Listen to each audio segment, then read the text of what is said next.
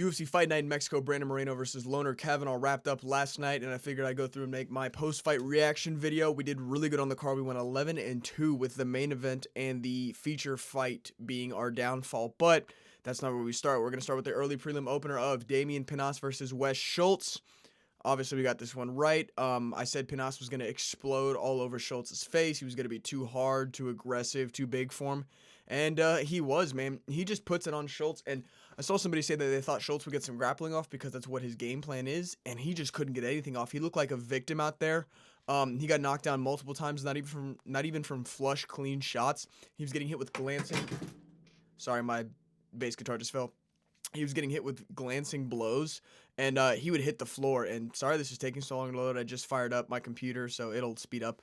But yeah, he puts him down 2-3 times, I think. 2 times, yeah. And the last one, the ground and pound was nasty. He just curls up in a ball and quits. But great win for Damian Pinas.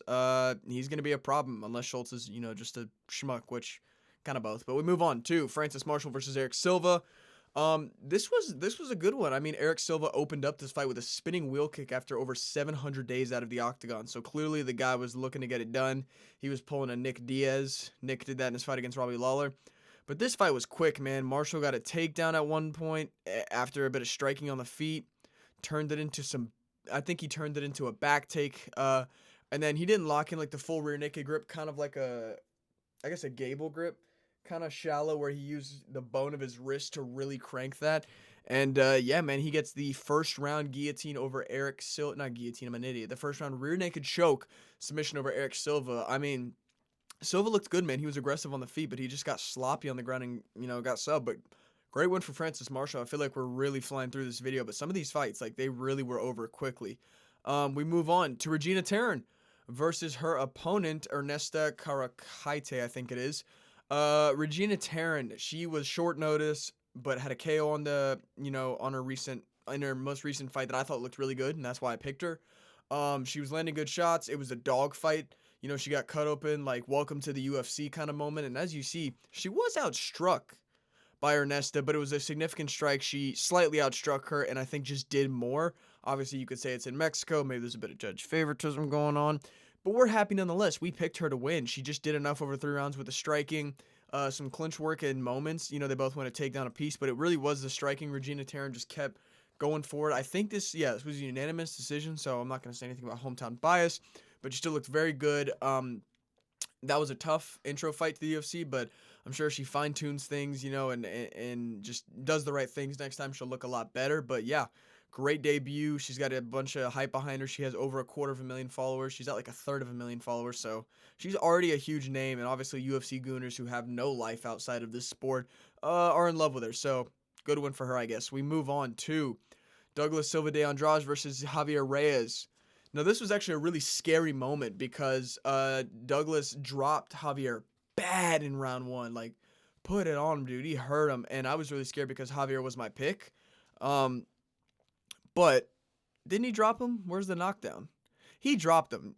No. He hurt him really bad. I swear he dropped him, but maybe they should consider that. But Javier Reyes survives, gets a takedown, and then once they get back to the feet, Douglas just had nothing. He had lost everything he had. He couldn't get any of the momentum back. And right at the end of this fight, so what I believe had happened was Javier was just dominating him in the grappling. He was getting him some pretty hairy moments with ground and pound. De Silva would escape. He'd have his back, look for a rear naked. De Silva would escape out. And they get to a sequence where Douglas escapes and then gets mounted again, but back mounted, right? Like he's flattened out. And Javier Reyes starts teeing off, and, they adjust, and he keeps teeing off, and Herb's looking, it's getting close, time's coming down. The ref does not take time left on the clock into consideration when it comes to the stoppage of a fight. Those are the unified rules of MMA. You're supposed to judge a fight and the fight sequence as it's happening, as if there was any time on the timer. Like, just because he had 1 second to go doesn't mean that, like, he wouldn't have been finished if this happened 10 seconds earlier. So I think it was a good stoppage. Obviously, a little early, but with the amount of shots Javier Reyes was landing, Douglas Silva de Andrade was just waving his finger. Like, you don't get to emote in Aura Farm because there's a second left when you're getting destroyed in the position you're in. So I think it was a good stoppage. Javier Reyes had put it on that whole fight, came back from taking really big damage in the first few moments.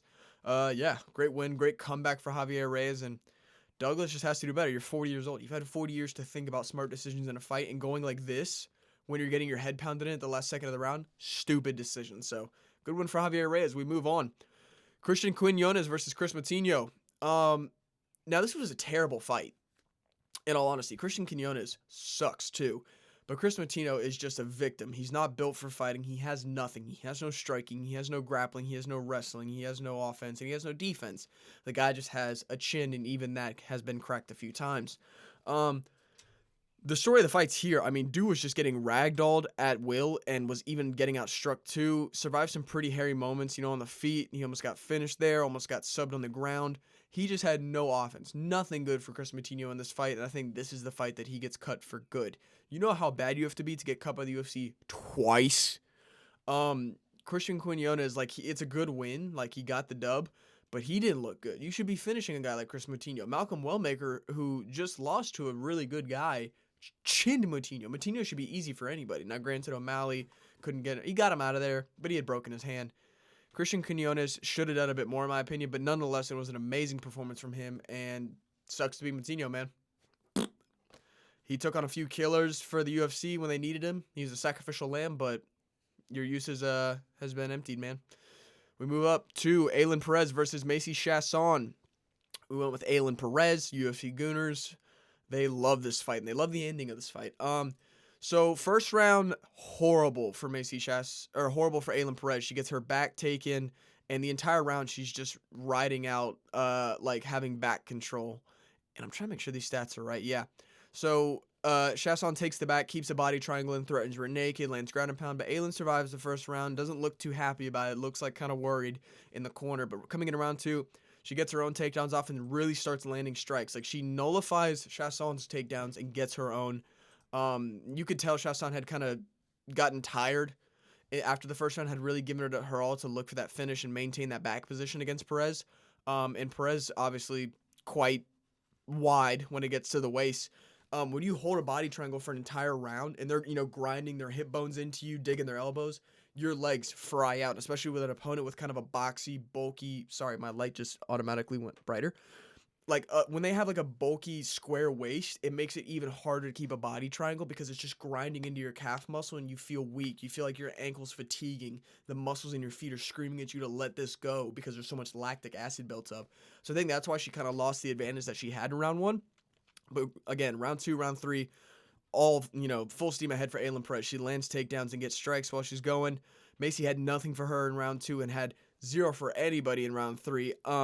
Aylin Perez wins, does her signature move. UFC Gooners rejoice. Y'all are weird. But a good win for her nonetheless. Macy Chasson's good, man. She sliced open some chicks in her recent fights. She's an aggressive fighter. I think she beat Raquel Pennington, former champ. Aylin Perez called out Tracy Cortez, so we're about to have a goon off in the UFC arena apparently, because that's what the fans are gonna want. But good one for Aylin Perez. It's sad that this is kind of what makes women's MMA entertaining to the fan base, but we move on. That's not my problem. Ryan Gondra versus Jose Daniel Medina. Jose Medina's a victim. He's some 30-something-year-old dad that they just throw in there to get slept by somebody whenever they want to build them. Now, granted, Ryan Gondra's an upcoming prospect. He was going to win this fight whether Medina was a can or not. And he's insane. I think he's undefeated, but, I mean, you see it here. Medina didn't even get a punch off. Dude got overwhelmed with a combo, dropped with an elbow, and he whined about the stoppage, but I think that was a great stoppage. He got hit 3 to 4 times with shots so big that you saw his eyes roll in the back of his head and his eyelids shut for half a second. I don't care how fast you spring back up, that's grounds for a stoppage, getting slumped out cold. Because who knows what happens if you did get slumped out cold and he goes for the follow-up shots. Would you want to take 2, 3 hard hammer fists to the chin when you're unconscious? Methinks not. I don't think your family wants to see this. But great win for Ryan Gondra. I don't know what he's going to be in the middleweight division, but Medina's done, dude. He went 0-5 of just getting slept. So we move on. Great win for Gondra to the main card. Santiago Luna versus Angel Pacheco. Dude, this is what I said. Santiago Luna is a explosive ball of muscle. He's fast and he's well-rounded. Over 3 rounds, he outstruck nearly double. I think that's more than double. Angel Pacheco, and just dominated him on the ground as well. Dude won every second of the fight. Pacheco had moments, of course, of landing exchanges and just looking good, getting takedowns of his own. But it was full steam ahead for Santiago Luna. I think they honestly, did they score this? I think they scored this 30-27. I mean, the strikes and the wrestling all favor Luna. He was landing snappy body kicks, landing a 1-2. He's throwing these hooks, and Pacheco just did not have much for him. It was a really good performance and a really good win for Santiago Luna. I don't know how far he goes at bantamweight, but I think he could definitely be a top 15 mainstay. And Umar Nurmagomedov from Timu has got to go back to the drawing board. But yeah, great win for Santiago Luna. There isn't much to say about these fights just because there wasn't much back and forth. Like, this was clearly rounds 1, 2, and 3. Luna just doing his thing, and Pacheco just kind of trying to hang in there. But I digress. Great win for Luna. We move on. This was a banger, dude. This got fight of the night. Bobby Green should have too. But Emmanuel Rodriguez versus Kevin Borjas.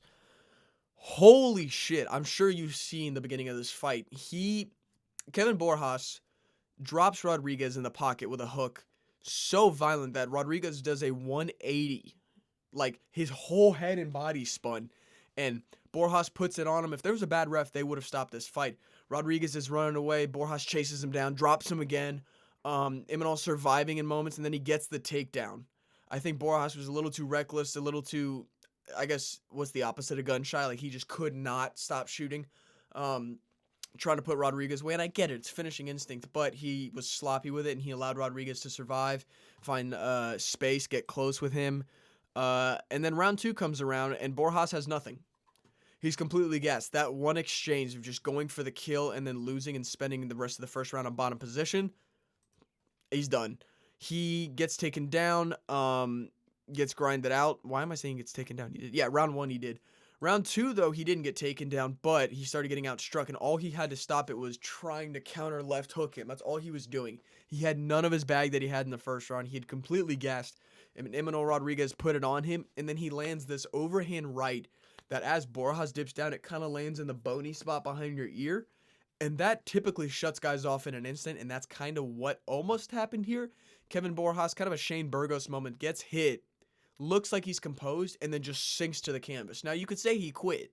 He did look very scared and realizing that he was going to lose this fight. He could have quit then and there after getting hit with that big shot, but I think that was a delayed knockdown due to where it hit and just not registering. We've seen that happen before more than once. All that to say, though, great win for Emmanuel Rodriguez. Obviously, he needs to tighten up.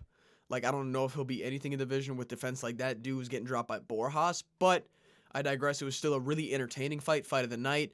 I think he got a bonus for that, and I'm excited to see his fights upcoming. And Borjas is fun, too. He made this a fun one, but yeah, I really hope he didn't just quit on himself in there, and he did get hit with a shot like that changes the fight, but great win for Emmanuel Rodriguez. Dude, I'm like, great win. You know when you try to say R and your mouth just goes, wah, and then you go, wee. We move on. Edgar Chairez versus Felipe Bunez. This shouldn't have been a split decision. I don't know why it was a split decision. We were in Mexico. Let's give Chairez the win here, please.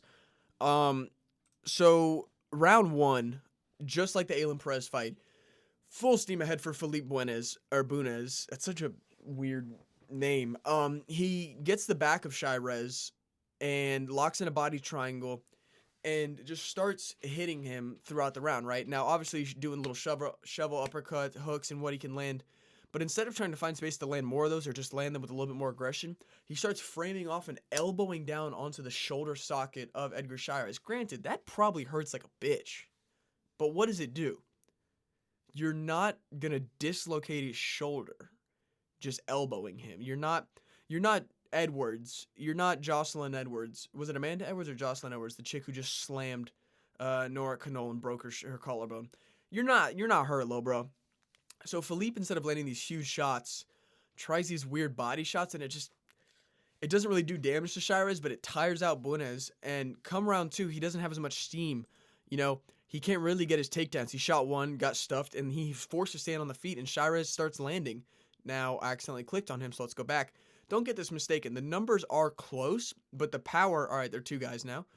The power is on the side of Chairez. Chairez was landing body shots that were really taking the steam out of Bunez, and yeah, okay, it's just glitched like this. This is hilarious. And Chairez just started putting it on him, man. He was landing high, low. Bunez could not get his grappling off. I think the judges one of the judges tried to give Bunez round 2, and that's why it was a split.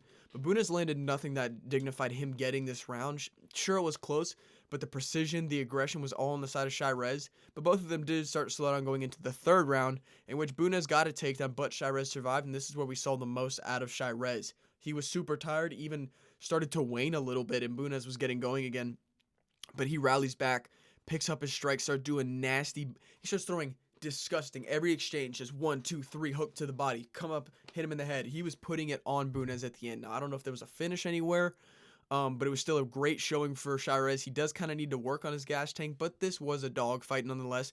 He spent 4 rounds with a guy, backpacked to him. Granted, he was leaning against the cage, but that can take a bit of stamina out of your legs. And if you don't have stamina in your legs, your movement's sloppy, and therefore you try to overcompensate with upper body movement and aggression and control, and then that you just fry your nervous system. So I think that's kind of what happened to Shirez here. But I still think it was a great win for him. He won this unanimously, in my opinion. Felipe Bunez did not do enough to win round 2, and great win for Shirez, man. That's really all I got to say about this matchup. We'll go ahead and move on to the first fight. I got wrong the whole night. I had been perfect up to this point, and who else but Daniel Zellhuber? This guy looks like the Dame Tocosita alien, like he's just standing there. And King Green, he looks like a toddler that's about to shit himself while you're looking at him.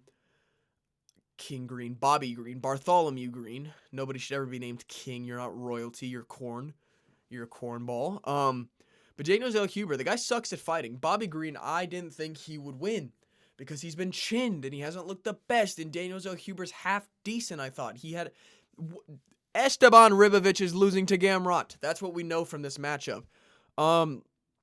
It was close in the first round, I guess. It really wasn't. Bobby was just styling on him. You know how bad you have to be for Bobby Green to be landing takedowns on you? Not that bad, but clearly he showed this young whippersnapper how it's done. Whoops his ass pillar to post over 2 rounds and KOs him in the second round. I have nothing else to say. Great on Bobby Green. I'm happy he's back in the mix. Unk still got it. What the fuck is Daniel Zellhuber? So you're just a 6'3", ripped young Hispanic dude, and you have no killer instinct in the UFC? You have the frame to murder Bobby Green. You have the heart, the frame, the reach, the muscle to hurt Bobby Green, to put him out cold. Your elbow reaches out further than his jab. Why are you not throwing spinning elbows? Take some notes out of Carlos Prates or something. Not Prates, I'm thinking Jeff Neal. I'm thinking Huffy. He just can't fight. He has stupid decision making. He would jump in. He has no movement. That's what I'm trying to say. He has no movement. He'll try to just lunge in like the pocket is gonna be there when he gets there. He's not accounting for Bobby's movement. And Bobby's the guy who moves one of the most out of the 55 guys, whether he's emoting on you or just circling out of danger. He's sticking and moving. And Zellhuber's just coming in with these terrible combos. And Bobby's not even there. I'm just pissed. I'm gonna stop trying to justify this. Great win for Bobby Green. Daniel Zellhuber, I will never pick you to win a fight again. You ruined my perfect lineup, but I got another one wrong on this card. But yeah, good win for Bobby Green, though. Unk still got it. We move on. Marlon Chito Vera versus David Martinez. Well. The infamous slow starter takes 9 minutes to get going after saying he's going to start fast in this one and loses a decision. What's new? I mean, it's a Chito fight, man. He just can't get it going. Anything he was throwing, Martinez was punishing. If he tried to throw some high kicks, Martinez would take him down. It was just pillar to post, Martinez being the better fighter. I don't know if Marlon was really any danger. He was definitely getting hit in the head a lot by Martinez. I don't know if he got rocked. No, he didn't even get dropped. I mean, dude's got a chin. But this might be it for Chito, man. He's probably got one more. Maybe the UFC sees Martinez in high regards and thinks, Chito's done a lot for us. We should keep him. He does have a bit of a fan base behind him, so the UFC likes to keep guys who have fan bases, aka Tai Tuivasa. But dude, this is it. This is the end. And his coach Jason Perillo trying to act like they didn't give him the nod because he wasn't the Mexican. Shame on you, Perillo. That's racist. No, shame on Perillo for thinking that Marlon Vera did enough to win that fight. He just doesn't. He never does. He has a slow first start, and if they're not an old fat guy that he can catch and kick in the jaw, he's not going to find him. So great win for David Martinez. It's just Chito Vera's lack of drive. I don't know what else to say. Good win for Martinez. We move on to the main event, which I also got wrong. So we went 11-2 on this card. That's a fucking beautiful record, by the way. Brandon Moreno versus Loner Kavanagh. Now, you have to listen to me. Loner Kavanagh is very skilled, and if you gave me this matchup without Loner being chinned, I would have picked him. I would have picked Loner Kavanagh had he not gotten brutally slept a few months back and then on short notice took this fight. Crazy to say here, I know. With the Tatsuro Taira loss for Brandon Moreno, it just wasn't that bad of a loss. It was a questionable stoppage. He didn't look great, but it's Taira, the guy's fighting for a belt. Brandon's a little washed, but surely he can't be washed enough to beat a short notice guy coming off KO loss. Wrong. Loner Kavanagh is very impressive, very aggressive on the feet. Gasses out in 3-round fights, but his first 5-round fight ever at elevation in Mexico, he just doesn't gas. I don't get it. I'm not saying there's some robbery going on here, but dude, anyway, he keeps an insane pace. So round 1 and 2, I think maybe 3. Yeah, round 1s through 3 were competitive. Moreno even winning round 3, I think. Maybe not on significant strikes, but Loner was outstriking Moreno bad. He even dropped him at one point in this fight. He was just putting it on him. Anything Moreno tried with his awkward movement, Kavanagh would just punish. I should have thought about that. Moreno's sloppy, lead. It was the leg kicks. He was chopping the leg, and that destroyed Moreno's movement, which in round 5 allowed Loner to kind of just chill a little bit. Obviously, he was landing more, but they weren't as significant. He knew that he'd won the first few rounds. I don't know. I think they gave 1 round to Moreno, maybe round 3. But, outside of that, Kavanagh beat him pillar to post every round. Moreno was too heavy on that lead foot, so Kavanagh would just kick it, and man, he outclassed him, dominated him for 5 rounds. Really impressive win for Loner Kavanagh. Could he be a future champ? I think so. He seems to have made the improvements. Obviously, it was a flash, it just happened. Knockout in the Charles Johnson thing where he made a poor decision, left the pocket with his hands down, not even looking, trying to aura farm, got slept out cold, came back and beat a 3-time former flyweight champion. Cinema. A great win for him, though.